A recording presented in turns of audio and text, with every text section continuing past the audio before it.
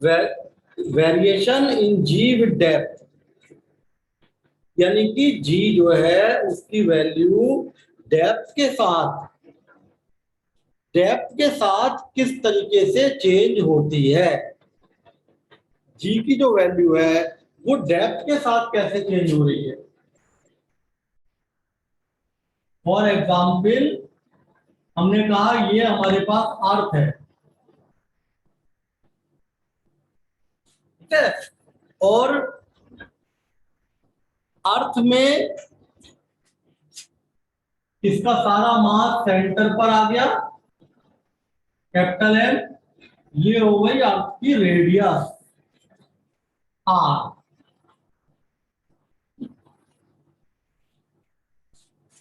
अर्थ की रेडियस।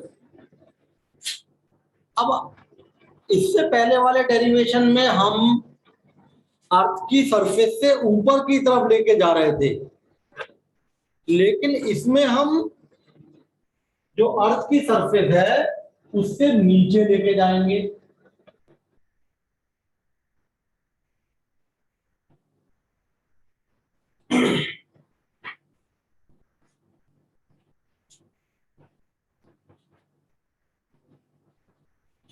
ये इसकी रेडियस हो गई। अब हम क्या करेंगे, अर्थ की सरफेस से नीचे लेके जाएंगे। तो अर्थ की सरफेस पर मान लेते हैं ग्रेविटी क्या बताई थी हमने, अर्थ की सरफेस पे ग्रेविटी मान लिया जी है, ये एक पॉइंट है, यहाँ पे ग्रेविटी जी है। आर क्या है, रेडियस ऑफ अर्थ, एम क्या है, mass of earth, G is gravity on earth surface. तो क्या रिलेशन होगा, small G is equal to capital G capital M upon R square, ठीक है भाई, small G is equal to capital G M upon R square.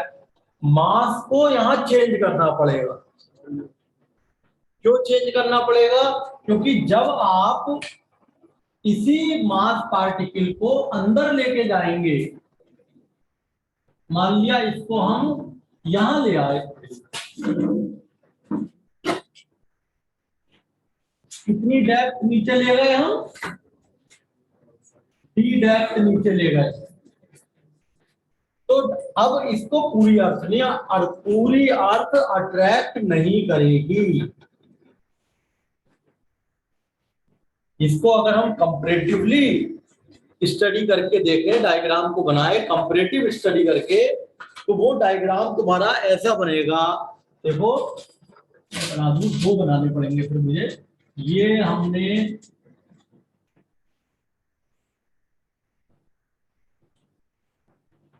ये हो गई अर्थ, ये अर्थ का सारा मास आ गया सेंटर पर, यहां पर मान लिया ये this is radius R, gravity यहां जी है,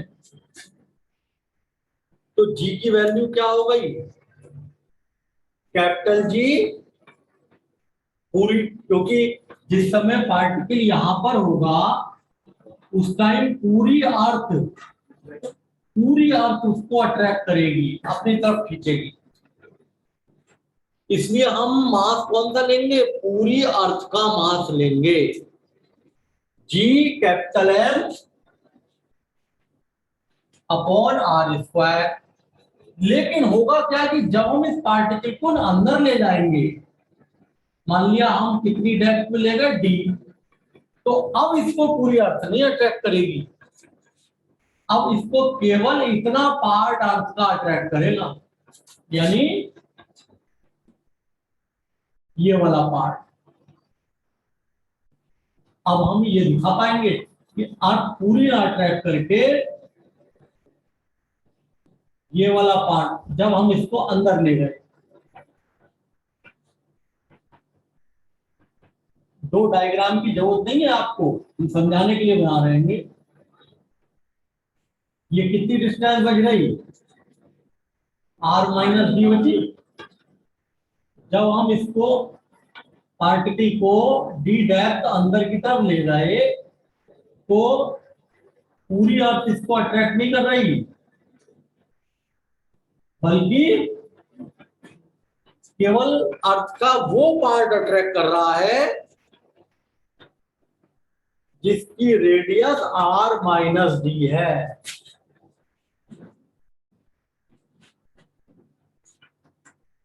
यानी केवल इतना पार्ट,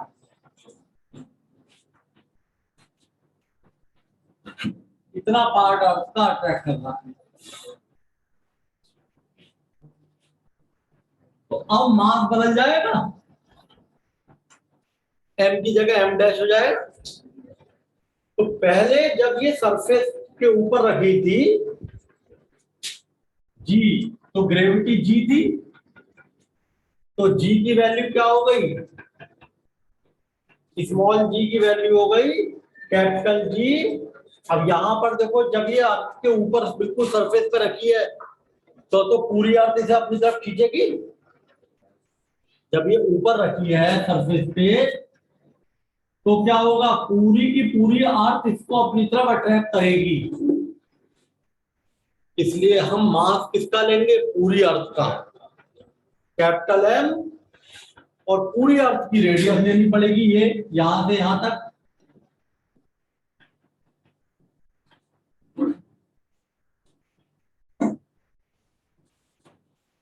ठीक है ना।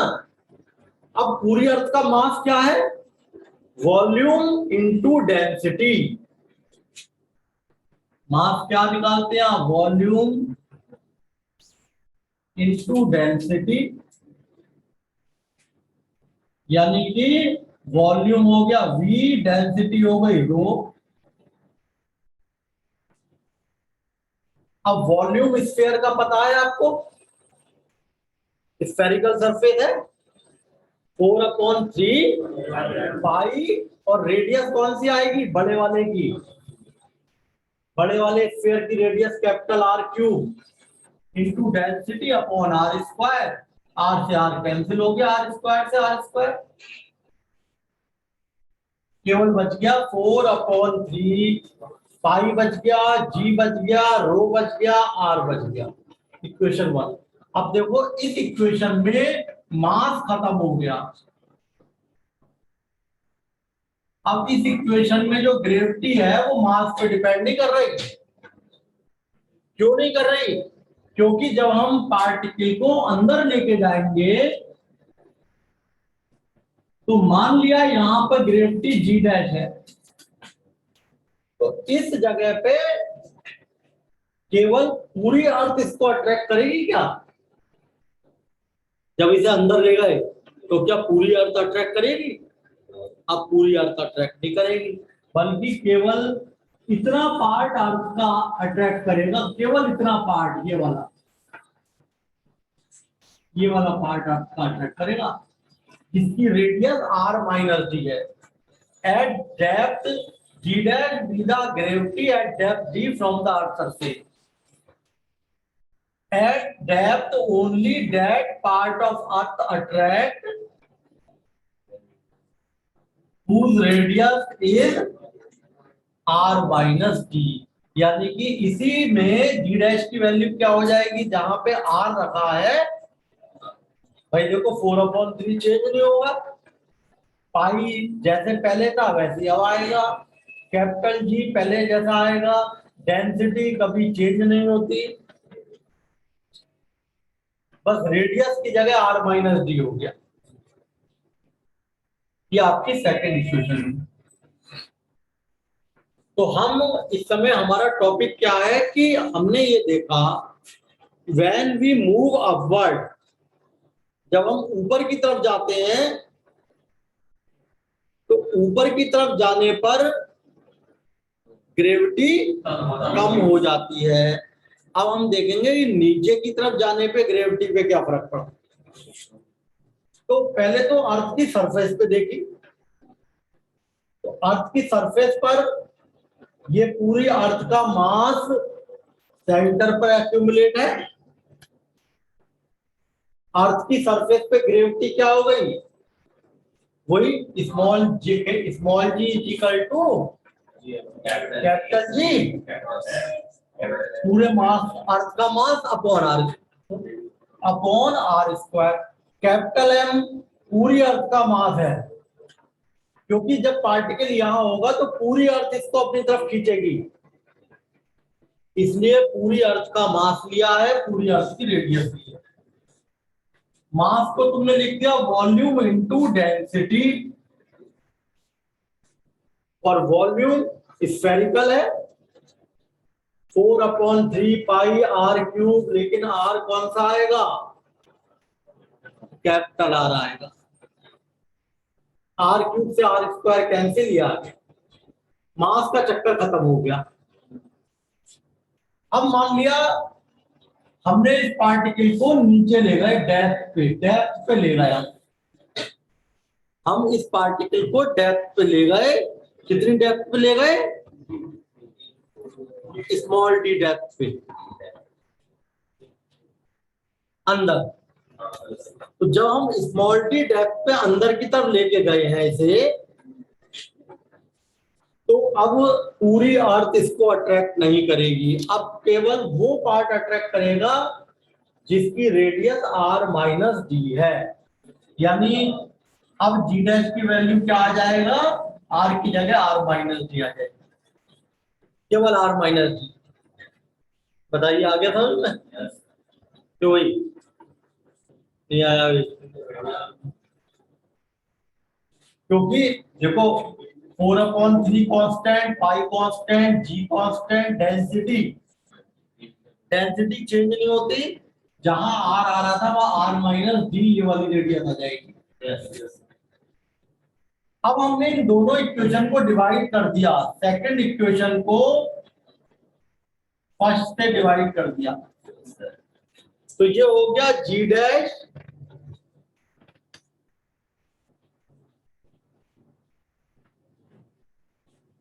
Upon G 4/3 pi capital G rho R minus D, ऊपर आ गया 4/3 पाई जी रो आर, नीचे आ गया, ये कैंसिल होगा पूरे। जी डैश की वैल्यू आ गई जी, यानी यहां से क्या आ गया, G dash upon G equal to R minus D upon R, यानी आर अपॉन आर अलग कर लो, डी अपॉन आर अलग कर लो। तो यहां से जी डैश अपॉन जी की वैल्यू क्या आ गई, 1 माइनस डी अपॉन आर, और जी डैश की वैल्यू आ गई जी 1 आर 1 माइनस आर, ठीक है ना। इसका मतलब क्या हुआ, जी डैश की वैल्यू अगर आपने कैलकुलेट करी तो ये आपके जी डैश की value G R minus D upon R, इसको हमने अलग अलग कर लिया है, यहाँ पर देखो आर अपॉन आर अलग कर लिया है और डी अपॉन आर अलग कर लिया है, तो ये आ गया। इसका मतलब जी में से माइनस हो रहा है,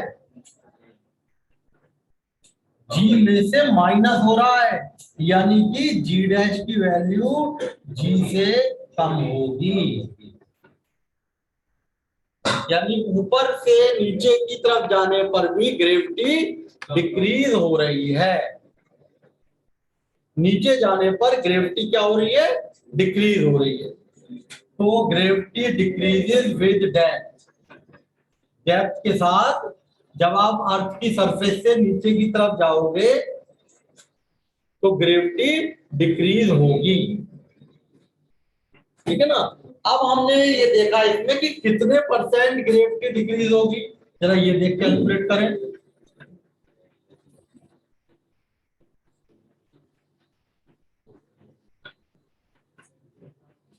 देखो जब अब हम ये देखें कि कितने परसेंट ग्रेविटी डिक्रीज होगी,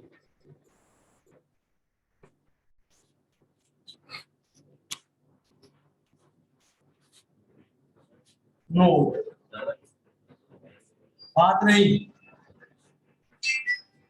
परसेंटेज डिक्रीज, परसेंटेज डिक्रीज,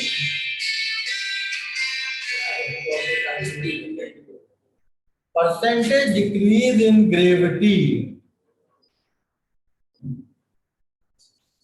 हाँ भाई जरा वेरी वेरी लो वाले बताओ, परसेंटेज डिक्रीज इन ग्रेविटी कितनी होती है, बताओ चलो। अब ये वेरी वेरी लो तुम पे अप्लाई हो गया।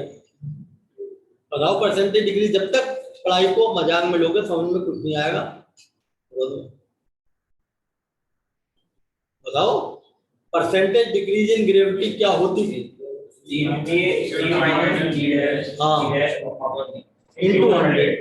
Percentage decrease in gravity G minus G dash, ये तो डिक्रीज हो गया, अपॉन ओरिजिनल ग्रेविटी इंटू 100, ये होती है। अब ये वैल्यू हम कैसे निकालेंगे? देखो जी डैश की वैल्यू आ गई G1 minus D upon are, यहां से मल्टीप्लाई कर दो, G dash is equal to G minus G D upon R. अब यहां से आपने क्या निकाला? जी माइनस जी डैश निकाला, तो जी माइनस जी डैश की वैल्यू आ गई जी इंटू डी अपॉन आर। बताइए, और इस जी को नीचे ले जाओ, यानी जी माइनस जी डैश अपॉन जी की वैल्यू आ गई डी अपॉन आर। आ गया? देखो इंटू 100 कर दे तो परसेंटेज डिक्रीज आ गया। तो इसके तो ये तो न्यूमेरिकल के लिए है, इसका ये जो है ना डेरिवेशन तो यहां तक हो गया, पूरा डेरिवेशन यहां कंप्लीट हो गया। Into 100 is equal to D upon R into 100। Direct हमें अगर कभी करना पड़े तब उसके लिए है ये फॉर्मूला। इसमें वो वाली प्रॉब्लम नहीं है, वेरी वेरी लेस वाली। डेप्थ चाहे थोड़ी सी हो चाहे ज्यादा हो, दोनों में यही फॉर्मूला लगेगा। ठीक है भाई? तो ये आपका पेज नंबर कौन सा हुआ? अच्छा फर्स्ट ही करा था कल, आज 13 या 14? 14 फोटो ले लो जी।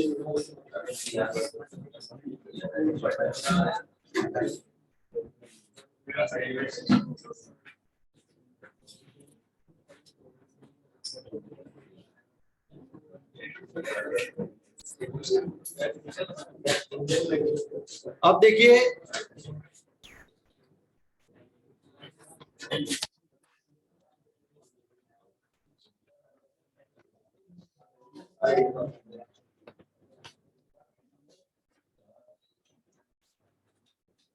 अब इसके ऊपर क्वेश्चन लिखिए।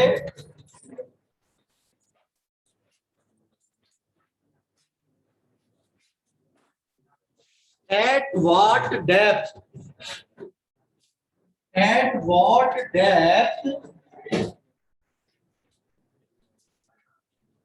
acceleration due to at what depth weight of a body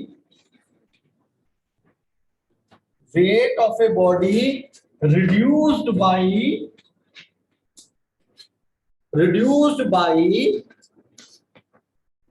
20%, कितने डेप्थ पे बॉडी का वेट 20% रिड्यूस हो जाएगा? At what depth weight of the body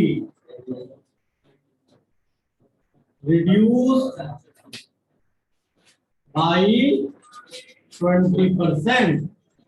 अब पहली बात तो ये क्वेश्चन डेप्थ का है, तो डेप्थ में सिर्फ एक ही फॉर्मूला है, G dash is equal to G1 minus D upon R. लेकिन परसेंटेज डिक्रीज इन ग्रेविटी, इसका मैंने अभी फॉर्मूला बताया, G minus G dash upon G into 100। ये क्या आया था भाई? डी अपॉन आर इंटू 100, है ना? Percentage decrease in gravity G minus G dash upon G into 100 D upon R into 100। अब ये कितना दे रखा है ना? फिर यही गलती करो, रिड्यूस बाई 20%। 20% तो रिड्यूस हुआ है, 80% बचा, ठीक है ना? 80 या 80%?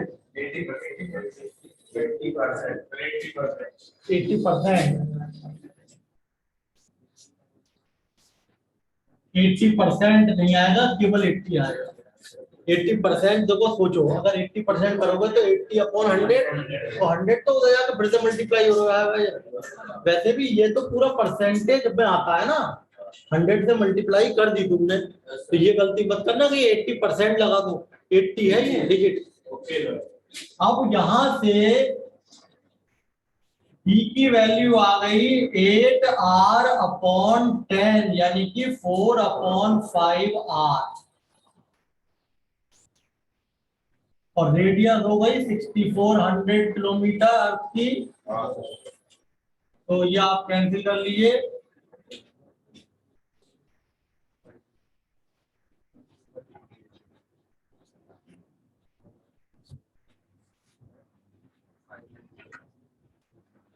कितने किलोमीटर की डेप्थ पे जाकर के ग्रेविटी 20% रिड्यूस होगी? कितनी डेप्थ पे ग्रेविटी 20 रिड्यूस बाई 20%?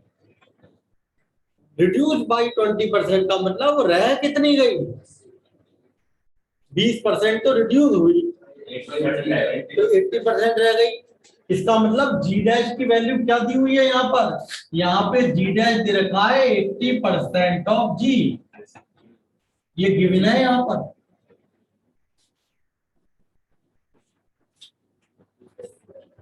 इसलिए हमने यहाँ पर g minus G dash upon G into 100 रख दिया, d अपॉन आर इंटू 100, यहां से कैंसिल हो गए, d की वैल्यू आ गई 8r/10, 4/5r।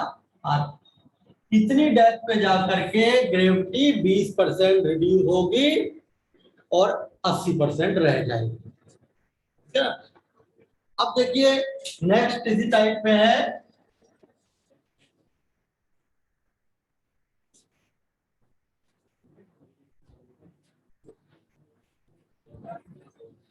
at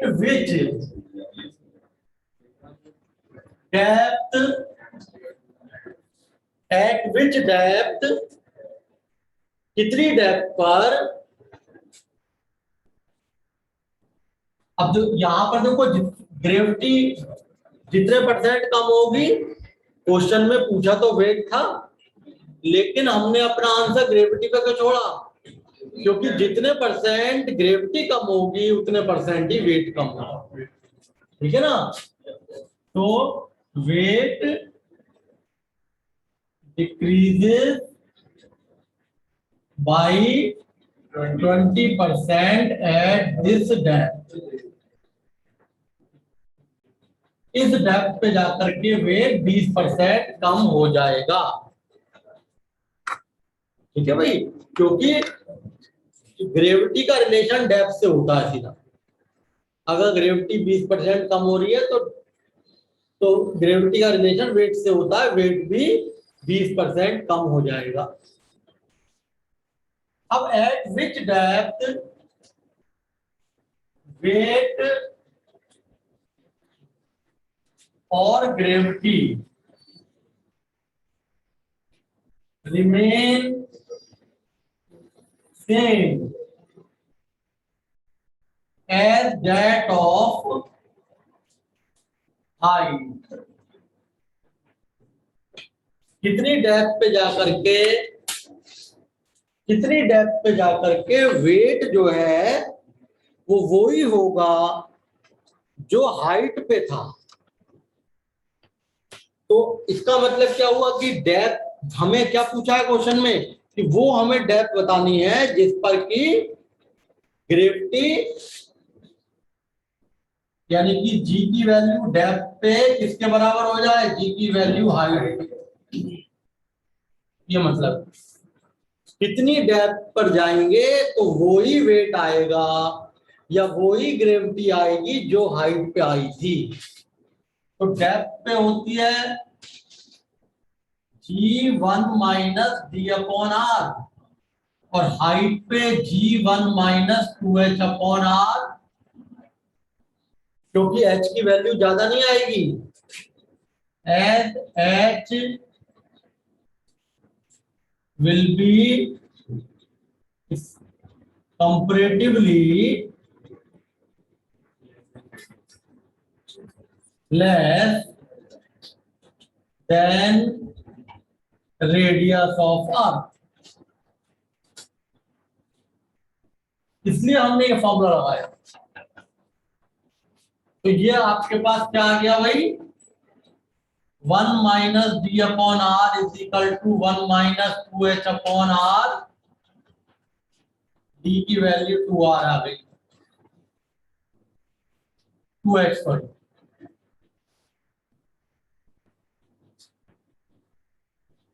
आ गई। अब जैसे हमने क्वेश्चन कह दिया,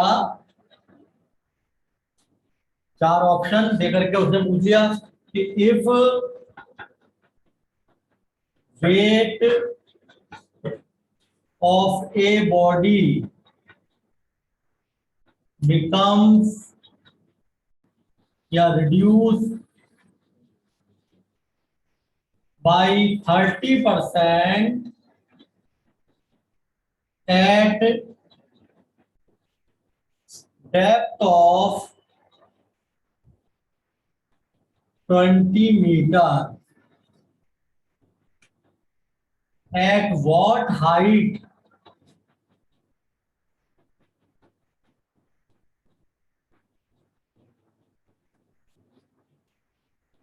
weight is again या weight is same as at depth of 20 meter। ये बन गया आंसर। वेट बॉडी का 30% रिड्यूस हो गया 20 मीटर की डेप्थ पे। 20 मीटर की डेप्थ पर वेट जो है बॉडी का वो रिड्यूस हो गया है, ठीक है ना। अब उसने कहा इतनी हाइट पे वही वेट आएगा जो 20 मीटर। तो आप इसका मतलब क्या हुआ, इसमें डेप्थ क्या दे रखी है 20 मीटर, तो d is equal to 2h, 20 is equal to 2 into h, h की वैल्यू 10 मीटर आ गई। 10 मीटर की हाइट पर जाने पे उतना ही वेट रिड्यूस होगा।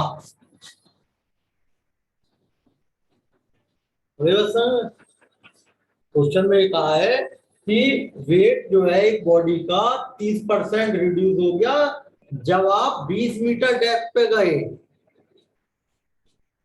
तो कितनी हाइट पर जाने पर सेम वेट आएगा। तो अभी मैंने बताया हाइट एट विच डेप्थ, ये जो क्वेश्चन था कि कितनी डेप्थ पर वेट या gravity remain same, so that of height as that of height, जो हाइट पे था वही ग्रेविटी डेप्थ पे कब आएगी, d is equal to 2h पे। वो हमने फॉर्मूला लगाया, d is equal to 2h, h की वैल्यू निकाली। यहाँ यही क्वेश्चन तो यहाँ पूछा है उसने कि कितनी डेप्थ पे जाने पर वही ग्रेविटी आएगी जो डेप्थ जो हाइट पे थी। तो वो आपने निकालने के लिए क्या किया, 20 metre, d is equal to 2h, यहां से h की वैल्यू। अब देखिए इसके बाद आता है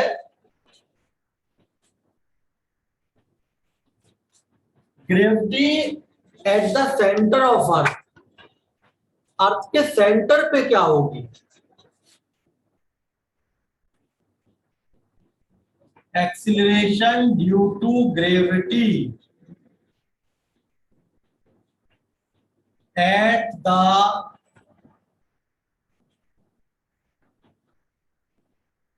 सेंटर ऑफ अर्थ। तो देखो भाई, सेंटर ऑफ अर्थ का मतलब क्या हुआ? इसका मतलब ये हुआ कि आप जो है वो अर्थ के सेंटर पर आ गए। तो डी किसके बराबर हो गई? आर के बराबर हो गई। डी जो है वो आर के बराबर आ गई। तो अब आप जरा रखना डी की वैल्यू आर के बराबर। D is equal to R if one move at centre of earth, D is equal to R हो गई। तो gravity G dash is equal to G 1 minus D upon R, value रख दीजिए are upon are 1 minus 1 यानी कि 0। Gravity अर्थ के centre पे 0 है। एट सेंटर ऑफ अर्थ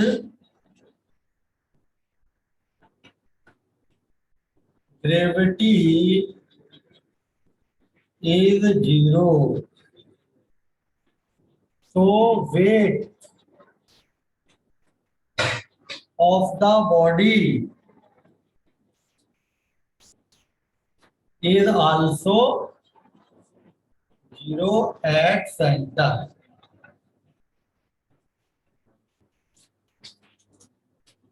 इसका मतलब अर्थ के सेंटर पे जाने पर ग्रेविटी 0 होने का मतलब है कि वेट भी 0 होगा।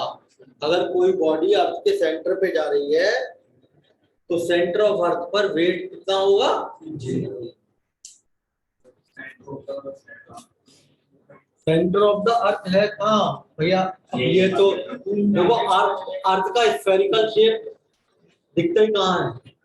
हमें तो अर्थ की केवल उतनी पोजीशन दिख रही है जितनी हम देख पा रहे हैं, लेकिन है स्फीयर तो सेंटर तो होगा कहीं ना कहीं। इसका सेंटर को अंदर की तरफ जाने पर तब आता है।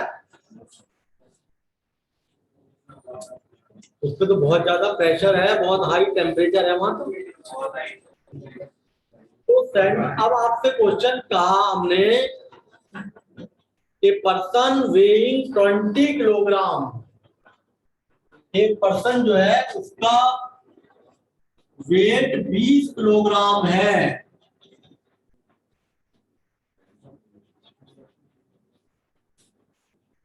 What does weighing machine show at the center of Earth? जो करेगी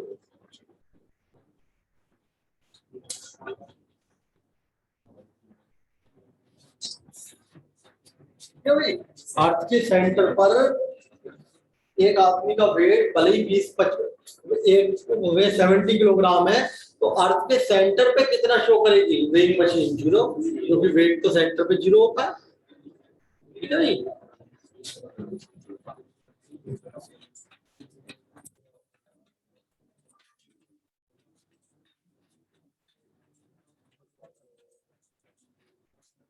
अब देखो इसमें आते हैं ग्राफ।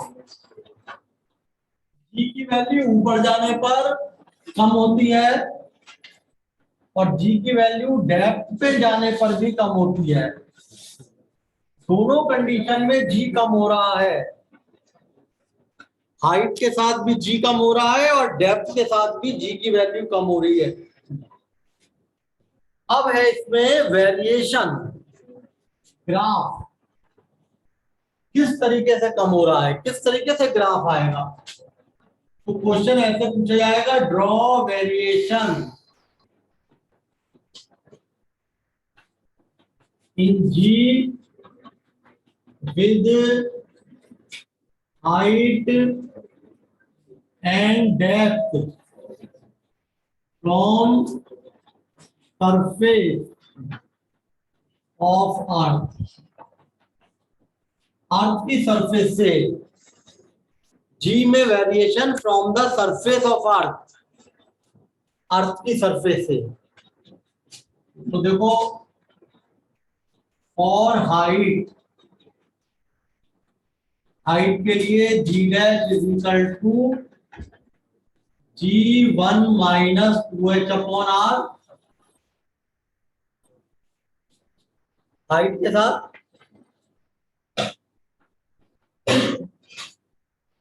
इसका मतलब ये हुआ कि G जो है वो 1 माइनस, और अगर हम वैसे फॉर्मूला देखें तो वो ये भी नहीं है, जनरली तो ये फॉर्मूला है r² / r+h का होल स्क्वायर। भाई वो फॉर्मूला तो केवल तब था जब लेस कंडीशन थी। कॉमनली यूज फॉर्मूला क्या था, G dash is equal to G r² / r+। This show, ये क्या शो कर रहा है कि G डैश इनवर्सली प्रोपोर्शनल है h² के, h² के इनवर्सली प्रोपोर्शनल है। यानी अगर हम हाइट के साथ बनाएं तो ग्रेविटी जो है वो तेजी से कम हो रही है, हाइट के साथ ग्रेविटी तेजी से कम हो रही है, यानी कि इस टाइप से रेक्टेंगुलर हाइपरबोला आएगा हाइट के।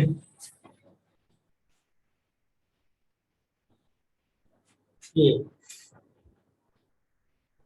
क्योंकि G dash is equal to Gr² ये जो फॉर्मूला है, कॉमनली यूज फॉर्मूला तो यही है। इसका मतलब G जो है वो h² के इनवर्सली प्रोपोर्शनल है, h के डायरेक्टली नहीं है, इनवर्सली है, वो भी स्क्वायर के। बढ़ने से h की वैल्यू बढ़ेगी तो ग्रेविटी तेजी से कम होगी, ऐसा आ गया। अब डेप्थ के साथ देखते हैं, और depth G dash is equal to G1 minus G/r।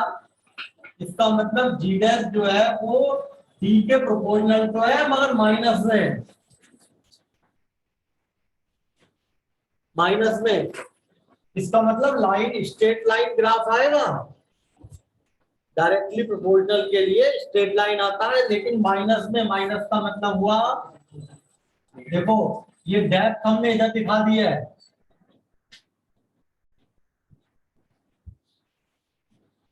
इधर हाइट है,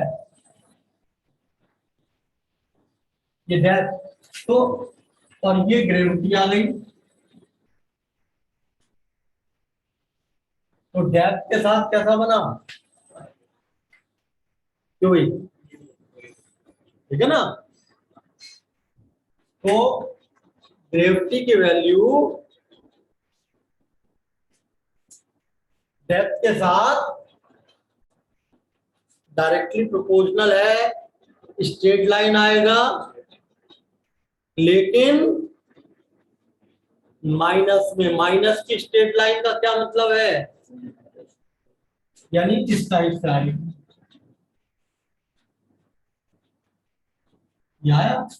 डेप्थ के साथ ऐसा। तो अगर हम कॉम्बिनेशन के साथ पूरा ग्राफ खींचे तो फिर ये बन के आ गया, मतलब हाइट और डेप्थ दोनों के साथ एक साथ आ जाएगा। ये डेप्थ के साथ है विद डेप्थ, और ये विद हाइट है, ऊपर दिखाई, ठीक है भाई, ऐसा ग्राफ आता है। अगर यही ग्राफ हम from the centre of earth surface खींचे, यही ग्राफ हम अगर from the centre of variation in G with height and depth from center of earth, अर्थ के सेंटर से। तो अब जरा देखें, अर्थ के सेंटर से जब हम देखेंगे तो ये हो गया अर्थ का सेंटर, यहां क्या होगा, यहां पे क्या होगा, जी कम होगा बढ़ेगा, सेंटर से सरफेस तक ऑन मूविंग फ्रॉम सेंटर